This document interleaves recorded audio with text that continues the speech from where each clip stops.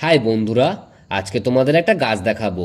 Actually গাছ বলা ভুল হবে, ওটা হচ্ছে এক প্রকারের ঘাস, যার আমাদের এখানকার আঞ্চলিক নাম হচ্ছে ঝাঁটি। এবার তোমরা দেখে নাও এই ঝাঁটিটা বা ঘাসটা ঠিক কতটা বড় হয়েছে আর ঠিক কীরকমভাবে গ্রোথ নিয়েছে। এর সঙ্গে সঙ্গে আমার জীবনের খুব বাজে একটা স্বভাবও জড়িয়ে আছে, আর তোমাদের সেটাও আজকে জানাবো। ঘাসটা ঠিক কতটা বড় সেটা তো দেখে নিলে, এইবার দেখে নাও এই গোড়ার দিকে কীরকমভাবে নতুন নতুন ঘাস বেরোচ্ছে। কিন্তু ইন্টারেস্টিং ব্যাপারটা হলো এই গাছটা, এইটা হচ্ছে একটা চাইনিজ টগরের গাছ। একটু ভালো করে লক্ষ্য করো, আমি হাত দিয়ে দেখাচ্ছি।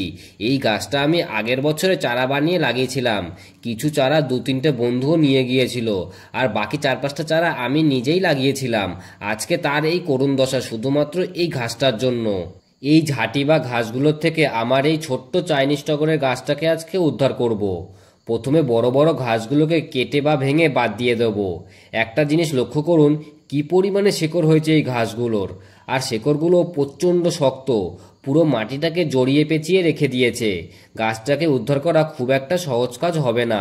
যাই হোক, আমিও হার মানব না। মাটিটাকে ভেঙে বা চিরে গাছটাকে আস্তে আস্তে বাইরে নিয়ে আসবো। যাই হোক, এবার বলা যাক আমার বাজে স্বভাবের ব্যাপারে।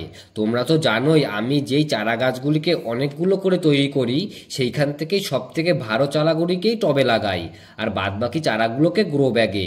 তার মানে একটা জিনিস বোঝা গেল, এই চাইনিজ টগরের গাছটা ছিল আমার খুবই পছন্দের। অন্যান্য সব গাছগুলোর থেকে একটু হলেও ভালো ছিল এই গাছটা। কিন্তু তারপরেই একদিন এই টবের মধ্যে বাসা বাঁধলো এই ঘাসটা। আমারও অনেকটা মায়া হলো এই ঘাসটার ওপর।